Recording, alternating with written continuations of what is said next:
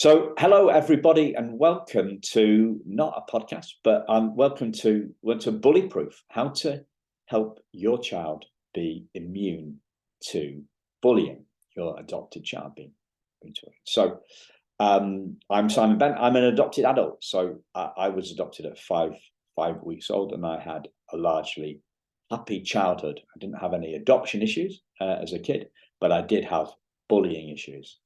So I was bullied pretty badly for different reasons, different excuses.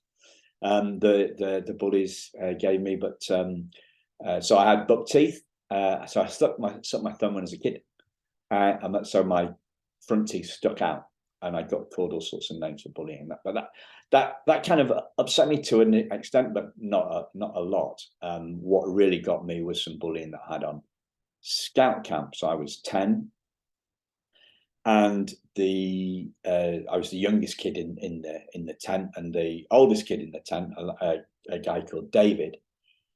He made my life a complete misery for a week. So I got bullied for everything from not drinking tea to being a posh kid from a different school. But the most stuff I got bullied for was I'm not a very practical guy, so I messed up quite a lot. So for example, I collected firewood that wasn't ready to be burnt, and whenever I messed up, this lad David, he made me kneel on the floor and say, "I am a stupid." Repeat after him, "I am a stupid piece of worthless." And then lots of swear words, which I won't go into here, but there were some adjectives beginning with F and a profanity beginning with S. So you can probably guess what those are. And this really got to me, and quite a lot of the bullying stuff. What I found was the bullies that were outside in the outside world, they moved into my head, and I got this idea that I was not good enough, right? So it was tricky, very tricky for my self-esteem, and then layering maybe some adoption stuff on that I was subconscious to, some other stuff in terms of like failing girls and failing exam driving tests and stuff like that. It all molded in, but the bullying stuff was the worst one. So I did lots of different things, and then when this adoption stuff came to the fore, I went on a journey, a midlife crisis or a self-discovery.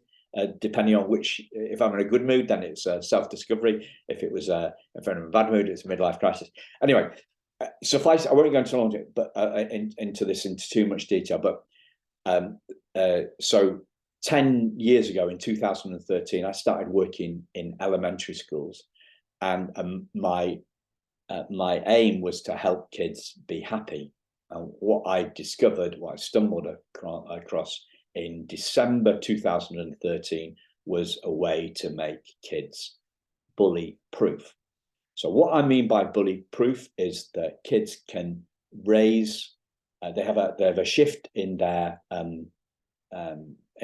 understanding of themselves. They have a thickening of their skin. So we say, don't we, that sticks and stones can break our bones, but words can never hurt us. Well, that's not true, is it? Words do hurt us, and there's in any group of kids, there are kids that are sensitive, like I was, and there are other kids who kind of laugh off being teased or name calling by other kids.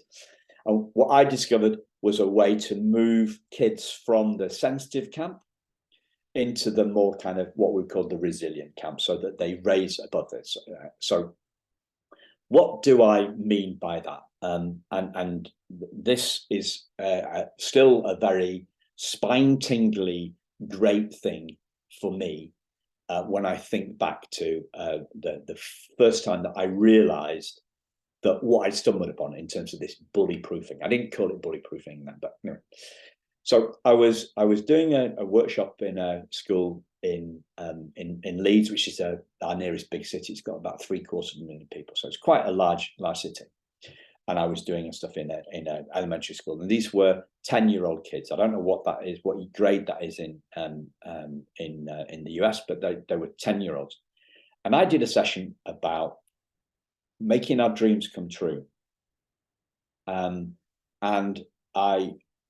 from there, we talked about ignoring others who say you can't make your dream come true. And from there, we went to a place of ignoring bullies. And at the end of the session, I asked the kids to write down their new found strengths, their newfound abilities from that workshop. And as I walked around, I walked around the classroom, 30 kids or so, and this young girl, 10-year-old girl, beckoned me over, and she said to me that she didn't want to share what she'd learned with the class, but she wanted to share it with me. And I said, okay. And she said that because of what she'd learned that day, she could go back to dance class. And then she told me the story that basically the other girls in the dance class had been really mean to her. And they hadn't picked on her when the teacher was there, but they'd saved their nastiness for when the teacher was away, and they'd given this girl 2 barrels and made her feel so uncomfortable that she stopped going to dance class. Now she had learned 2 things, I would say. She had learned 2 things. If I look back on it now, she learned 2 things in that workshop that I did, and I'm going to be sharing those 2 things with you today. Okay.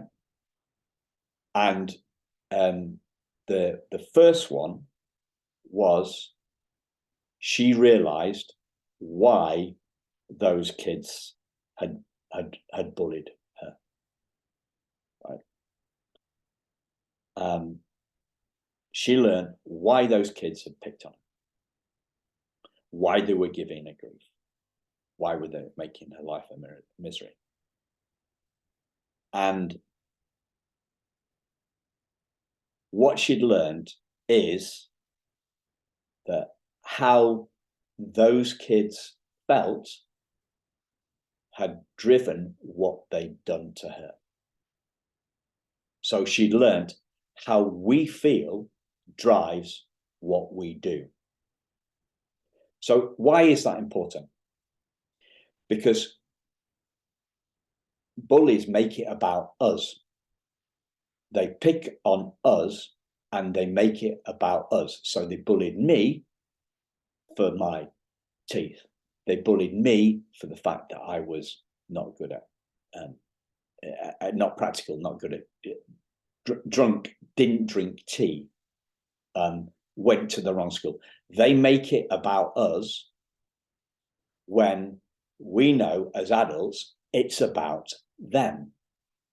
So what kids have to see for themselves, right? They have to see this for themselves, is that how we feel drives what we do. How those bullies felt drove what they did. It was absolutely nothing to do with her. It was all to do with how they felt. They were feeling jealous of her. That was the essence of it. They were feeling jealous of her, and they were taking that jealousy out in terms of nasty actions and directed towards her. So she saw it was about them, what was going on inside them, nothing to do with her, and she saw it for herself. And I'm laboring this point because until we see things for ourselves, they have no impact on us. So what, parents say, so me and my wife haven't got any kids, but I've spent a lot of time around kids. I worked with 1,600 kids on this, doing the work in elementary schools, done some work in private homes as well, and in church groups as well. And parents say, I've told him or I've told her till I'm blue in the face, right? Till I'm blue in the face. Right? So they've repeated it, but it hasn't landed. And until the penny drops, until the child has the realization, has the insight for themselves, sees the world with real eyes, right? They have a realization, they have an epiphany, they have an insight, they have an aha moment, the scales drop from their eyes, whatever we call it. Until they see stuff for themselves, then it has no impact. So anything that you're trying to share with your child, you need to share it, they need to see it for themselves. So our focus should be on not, our focus should be is like, how do I get the penny to drop? How do I get the penny to drop for my child? And in this case, how do I get the penny to drop for my child that how we feel drives what we do? So one of the ways that you can do this is you can make it relatable to them. Use a story. So for example, perhaps they've just started, they tried a new sport, and you knew that they were confident before they tried to start. So you can link the confidence that they had with the fact that they gave the new sport a go, right? So you got to find something within your child's story in the past, and then ask them questions about that. So the question, like an exclamation mark, is the end of a conversation, right? A question ends with a question mark, and that's a hook. The hook draws the insight out of the child. So so it becomes, instead of us trying to shove information into our kids' heads, we're drawing the kid information out of them. Now, just as a side, so the word educate comes from the Latin educare, which is to draw out of something. So this is why when we're talking about if we're doing some coaching, not sports coaching, but if we're trying to coach somebody to a shift, we will ask them a question. Because the question has that hook, remember, and the hook draws the question. So it becomes a matter of drawing insights out of our child rather than trying to shove information into the head. If we try and shove information into the head, it doesn't work. The penny doesn't drop. So they are. So number one, this dancer girl who went back to dance class, she saw that for herself, she had her own insight that how we feel drives what we do, and how those bullies felt, i.e. their jealousy, that drove what they did. It wasn't about her. It was about what was going on inside them. Okay, so that's the first thing that this young lady learned. That's a pretty simple thing. I started with the simple things. The second thing that she learned, the dancer girl and the other 1,600 kids that they learn, is why we feel the way we do. So why do we feel the way that we do? Now, if you're you're going to be probably in the States or in Canada or in the UK. So here in the UK, we have a thing called miserable weather. I don't know if you have that overseen. Right? So the culture. So when I go to the swimming pool, I'll say to the lady on reception, "How are you doing?" And often she'll say something like, "As good as the weather." So we're raised to believe that the outside world, including the weather, determines how we feel. I'm thinking about that for a minute. The external world determines how we feel on the inside, the internal. Our external environment determines our internal mood. That is what we are raised on, and therefore we pass that falsehood onto our kids. We picked it up from our parents. They thought that the weather determined their mood. They thought that he made me think like that. She made me think like that. We think that our feelings come from the outside of the world, the outside world, the word outside us, from other people, what other people do to us. And what that dancer learned is that our feelings come from our thoughts. Our feelings come from our thoughts. And that's the only place that they come from. It's a closed, it's a closed loop with some external stimuli, but our thoughts, our feelings come from our thoughts. So if our feelings come from our thoughts, then the outside world can't actually decide how we feel.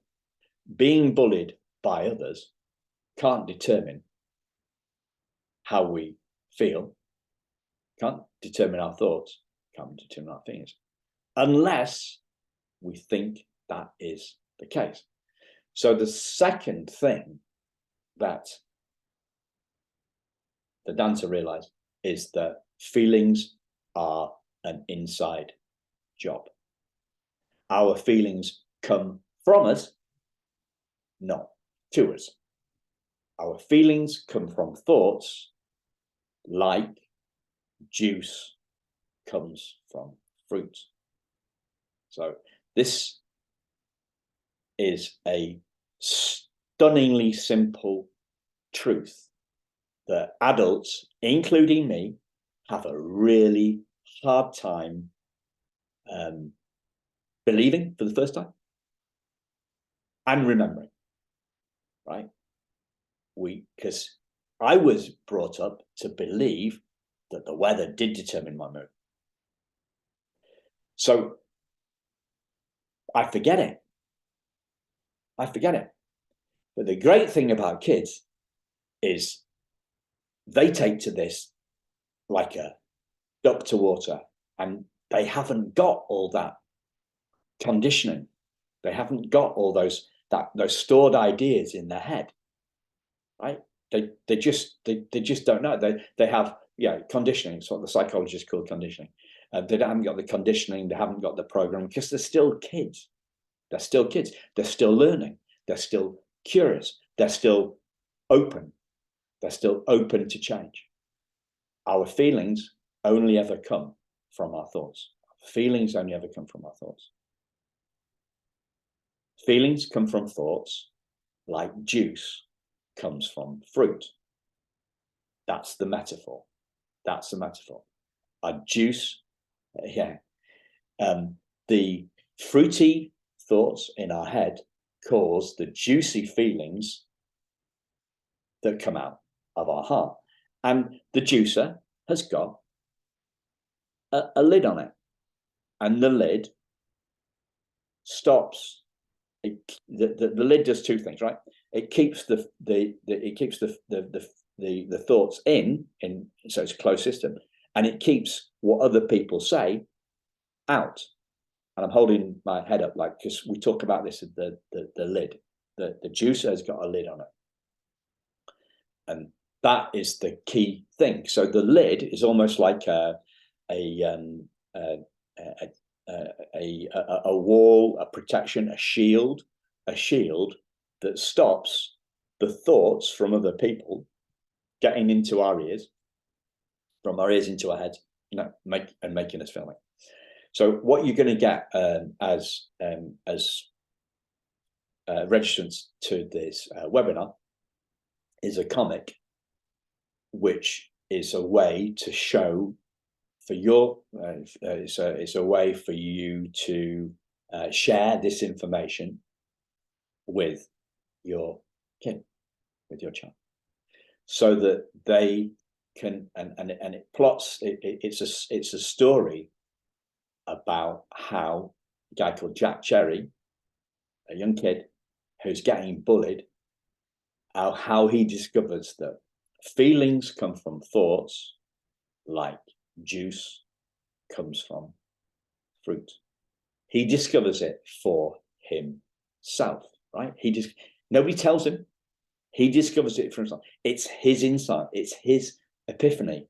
It's his aha moment. It's his realization. He realizes the truth of this, and that's what helps him.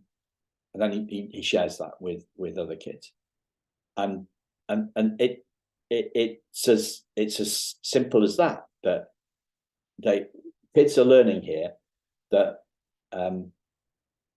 how they think, how we think, drives how we feel, what we feel, our feelings, our emotions, drives what we do. And we're all following that process. A lot of our feelings are, a lot of our thoughts are subconscious. So did those girls realize that they were that they were feeling jealous? Did they notice the thoughts in their head, like, oh yeah, I'm jealous? Did they notice that thoughts? I don't know. Who knows? Who knows what's going on inside anybody's head? But we can see it from the feelings, right? So our thoughts drive our feelings drive our actions, actions drive our results. Yeah, what we get out of life, whether we make our dream come true or not. The next thing that I just want to touch on briefly is in case people, sometimes I've got upset about my own thoughts. So we call this gunk in the juicer, right? So nasty nectarines, something like that. And then I've been worried about being worried. That's probably a good one to use, right? So the next thing, the advanced lesson stuff, is the fact that we're not our put it really simply, our feelings are not our fault. Our feelings are not our fault. Our thoughts are not our fault, because some kids have been through some tough stuff, and then they kind of like me, right? Adoption stuff and bullying. Then we feel feel guilty about our thoughts. We feel guilty about how we feel, and this just makes us feel worse, right? So if that's the case, then what we need to do is to separate, and our child, we need to see this for ourselves. We need to separate ourselves from our behavior. We're all familiar with that. I mean, don't judge the child, judge the behavior, right? Don't judge the feeling, judge the child. So I'm not quite sure how to.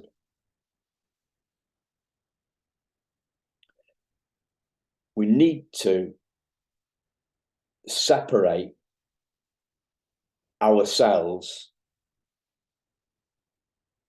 from our thoughts and our feelings, and therefore we don't take them on as our identity. Just, you know, our feelings and our thoughts, they come and go, and they're not who we are. So the metaphor, this juicer thing, using this juicer, the juicer metaphor that in the comic, which you'll get with the replay, we're separating the juice from the juicer. We're separating the fruit from the juicer. So whatever bad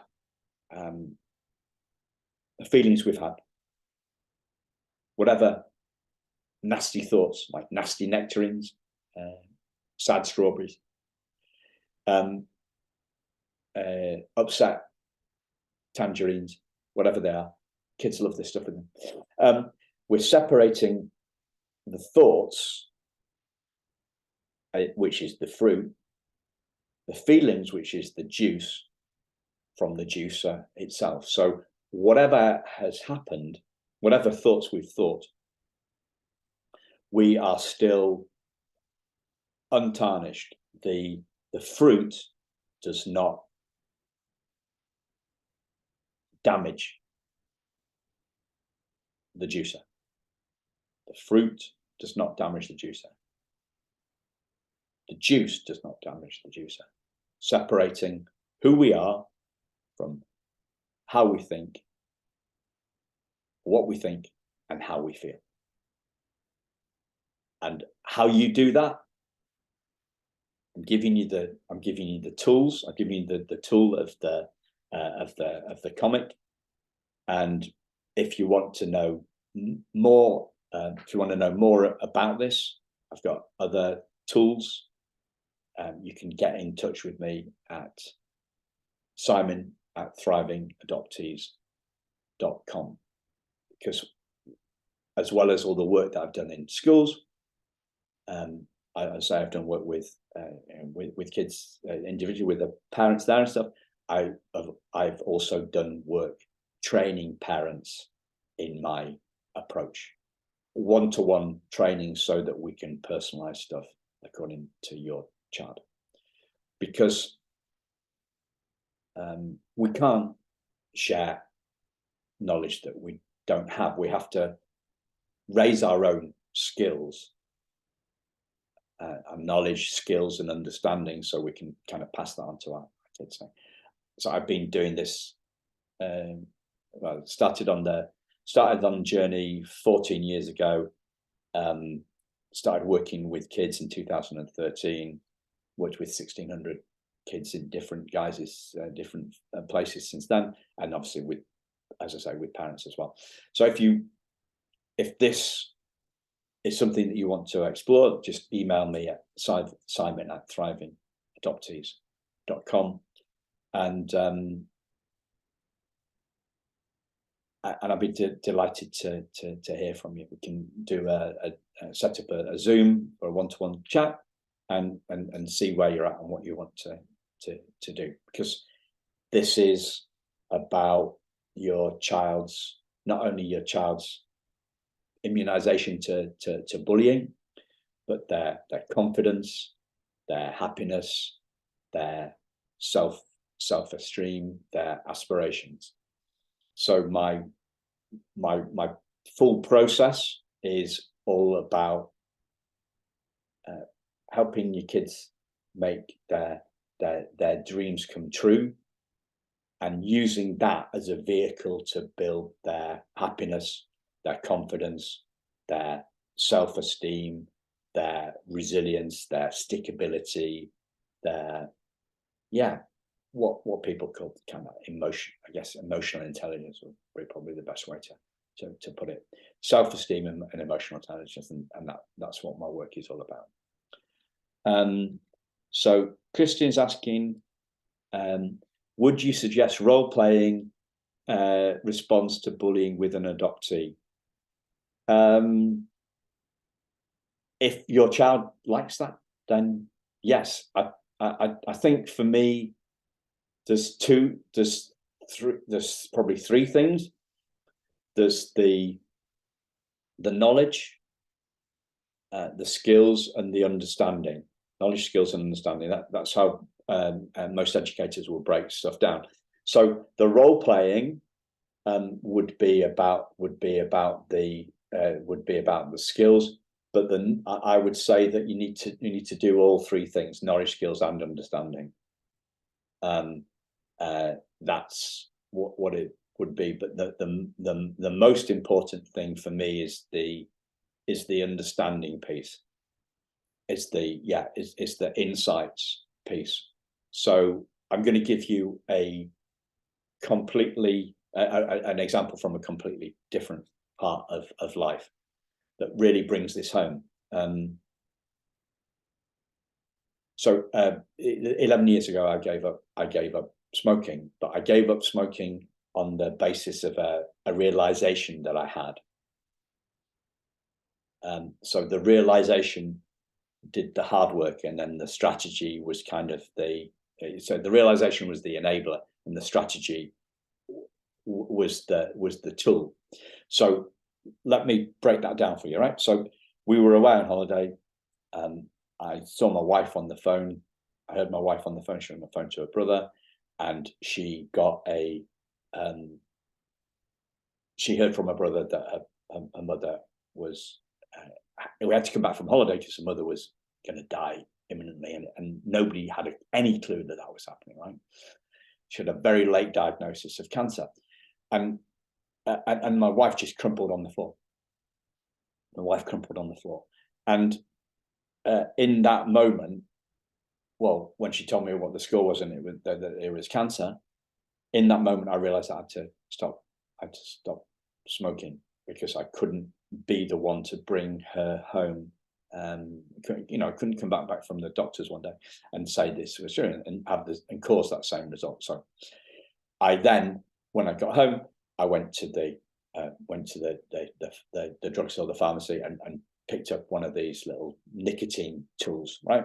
So the insight, the thought, I have to stop smoking, that did the hard work, and the strategy, the nicotine thing that I used to suck on, was the tool.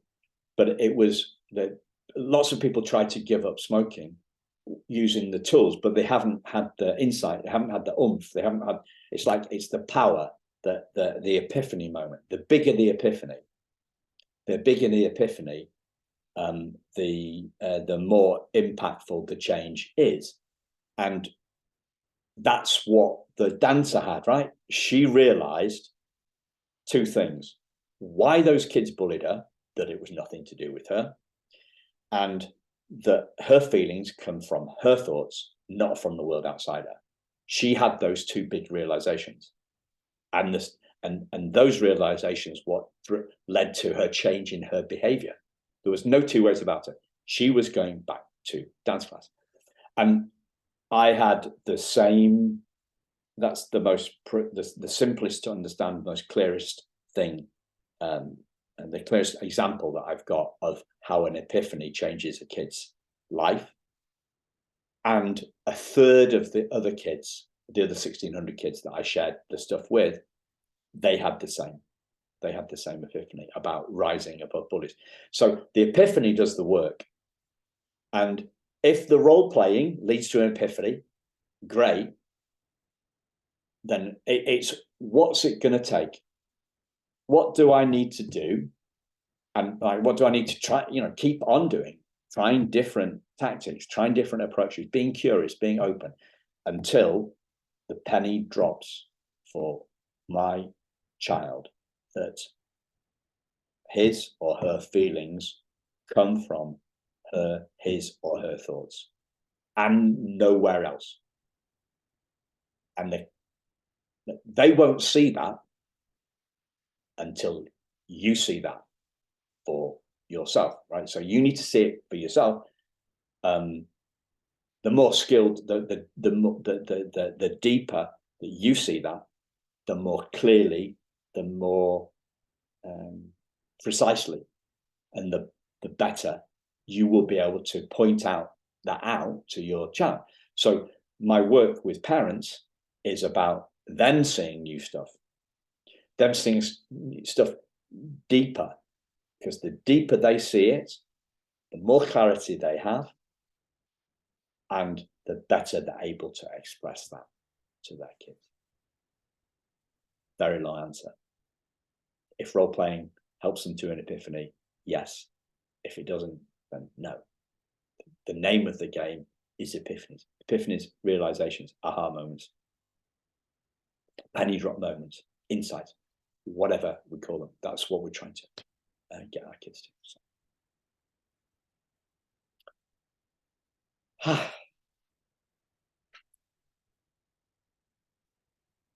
Is there anything you'd like to ask, Angie? Any more questions? Follow up, Kristen?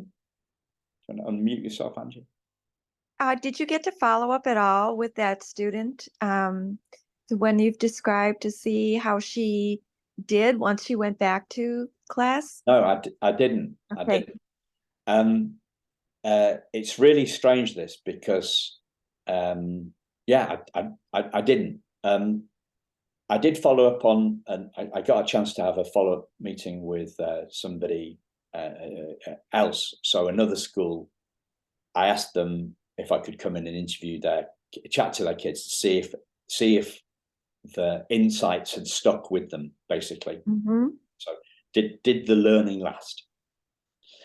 And I came in and so we're in these tiny chairs, like elementary school chairs, so you can barely fit in.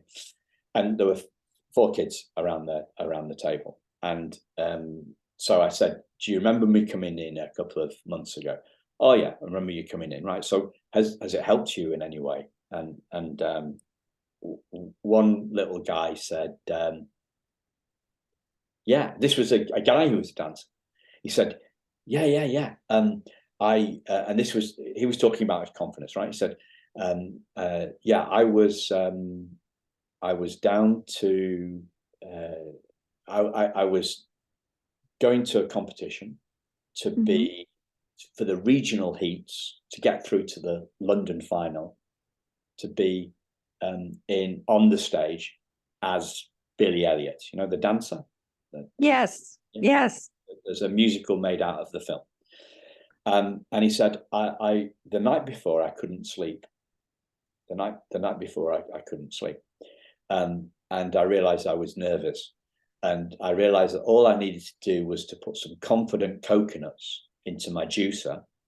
And yeah.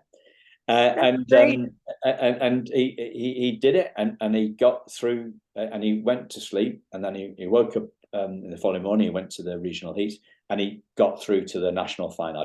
And that was a couple of weeks after I saw him, so I don't know what happened at the national final. But yeah, so that was it. And then I said,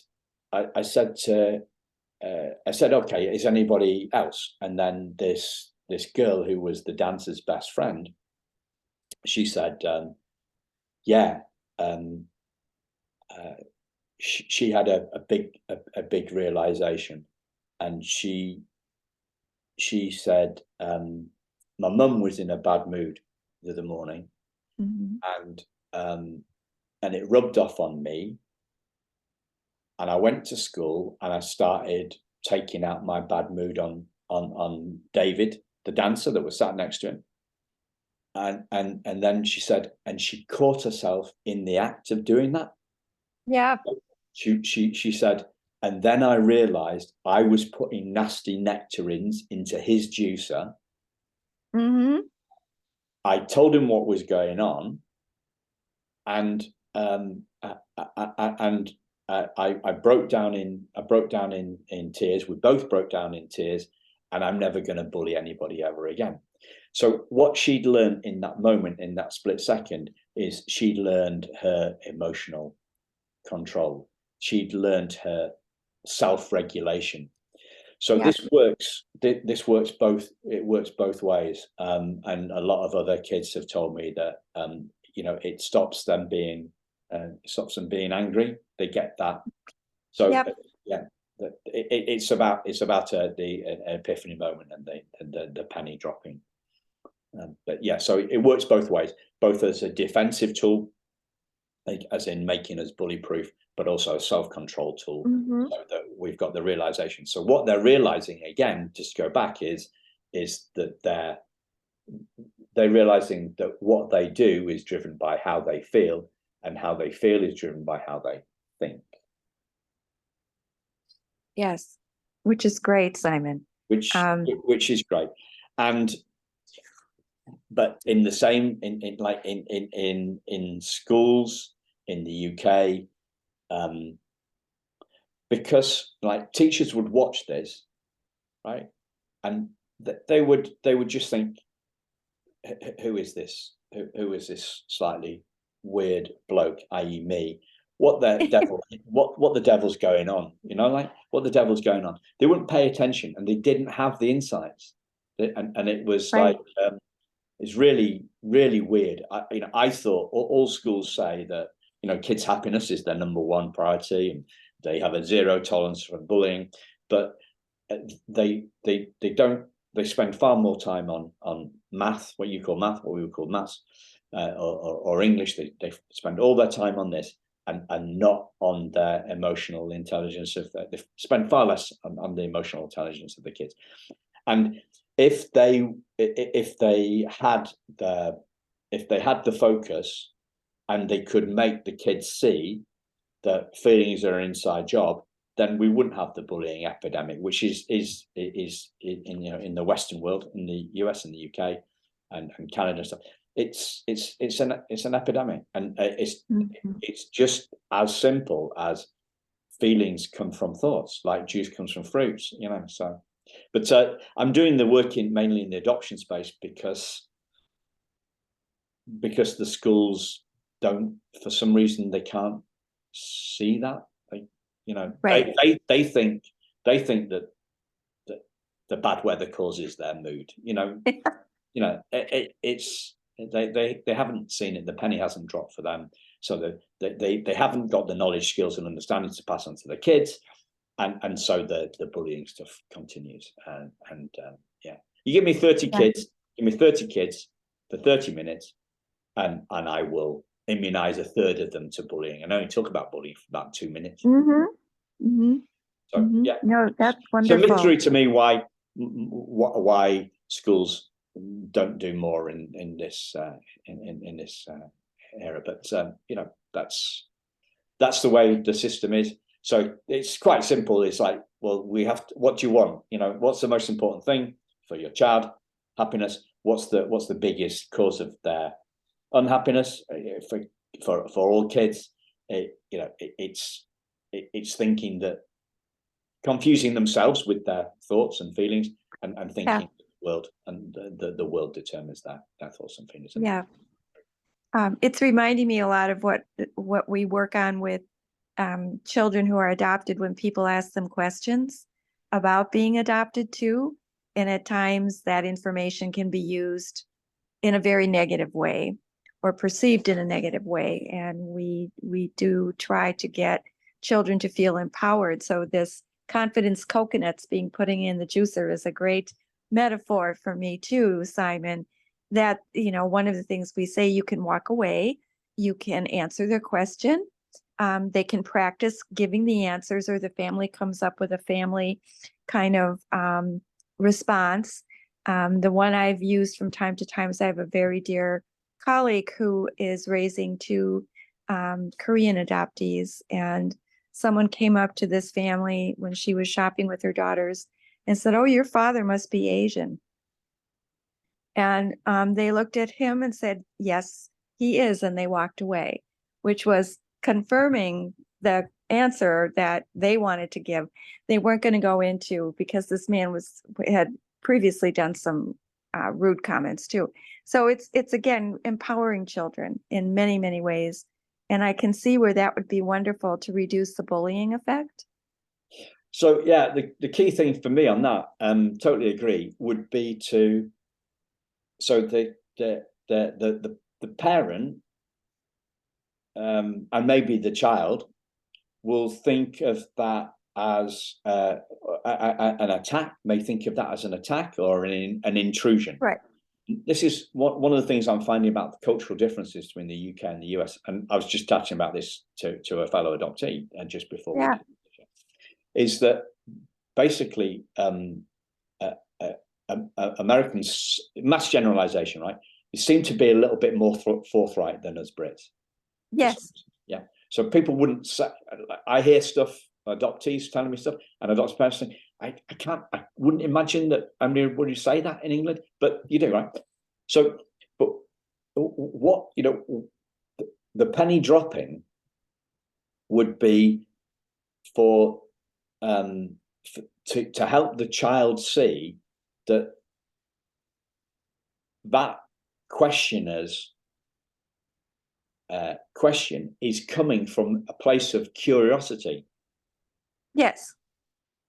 So they're not attacking, they're being curious. So a curious kiwi fruit has gone into that person's juicer, has led them to, it means that they're feeling curious, and therefore they have asked the question. That's where they're coming from. So can you imagine? So if I role played that out, right? Yeah. Like the question would be, after the event has happened, how do you think? So if the parent is calm and grounded and just deals with the question, and then afterwards, so why do you think that that person asked that question? What sort of fruit do you think went into their juicer for them to ask that question? And then you can then we're going to guide the child to that place of curiosity, or in an age appropriate language. Yeah, she's interested in knowing. So curious might be a bigger word, right? So they're interested. They're coming from a place of interest, and then we're talking about something. So that we're talking about something in or if they're angry, if they do you think that person? So where on earth do you think that come from? So why do you think they asked it in that way? What's going on for the adult? What's going on for the other person? If they're angry, then it's not an attack on us, right? It's not about what we are, what race we are. It's about what's going on for that person. And maybe that person isn't used to seeing people that aren't white, and they're scared. It's opening the conversation. It's opening the conversation up. I'm just freewheeling here. I don't know. I'm trying to give you. Sometimes too, it's again, when you have a Caucasian parent with a transracially adopted child, people are trying to make sense of how this family fits together too. And that becomes part of the conversation too. And whether you're going to educate someone about, yes, this is my mother, I joined my family through adoption, however you want to be able to describe, like you said, because I, like you, often feel people are curious. They may not always use what I'm going to call receptive words when they're asking questions, but they're often very curious. And so if you can engage them and talk more openly about some of the issues related even to adoption with someone, I think it allows them to be able to get some of their questions answered, or maybe to ask more and really learn from us. Yeah. So I'm not a transracial adoptee. So, I haven't, or a transracial adopted parent. I haven't adopted, my wife hasn't adopted a transracial adoptee. So I don't know. I'm just giving the tools and the metaphor for the story. So, Kristen, do you want to unmute? I can see you've got your hand up. Do you want to unmute? Yes. I wanted to ask a question because I am a parent with two transracially adopted little boys. Right. They are quarter white, quarter black, and half Hispanic. And I am Caucasian, white. And so right now they're young. They are almost 3 and 18 months. And so I know some of the things which people are doing it not to be mean in any way, shape, or form, but because they do have Hispanic in their background, they might say a comment like, "Oh, hola, señor," to my boys, not meaning mean, trying to be mean to them. But do you think that's something that as mom I should shelter or go ahead and allow it? But then as they get older, we talk about why would they say that to you? Why would they make those comments? How do you think we should go about that as they get older? I'm sorry, Kristen. I don't feel that I'm qualified to answer that question. Okay. I always try to learn from people that have ahead of me on the path that I'm on, right? So I would ask that question. I would find I find a transracial adoptee. Perhaps this is what or a parent of transracial adopted children, and ask them about that sort of stuff. I'm sorry, I don't feel like I'm able to answer it. Okay. There's a guy called Isaac Etta. So I'm just going to put it in the chat.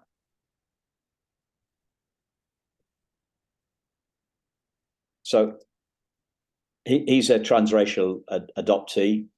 Isaac Etta, if you like, his I think his company's called Identity, if I remember rightly, and he specializes. So he specializes in supporting parents who have with transracial adoptee kids, and he would be a great person to ask that kind of question to, because all the language stuff, all the technique, he knows that stuff. So that would be fun. I was adopted by white folks, so he'd be far better. And yeah, he's got a training business, and he's got an app, and very forward thinking, and very good guy, and very well resolved himself, right? So there are some adoptees who are less resolved, should we say.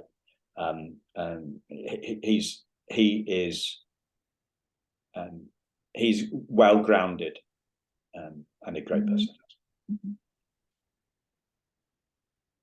Good. So is there anything else before we bring it in? Simon, have you used this at all with teenagers? No. Okay.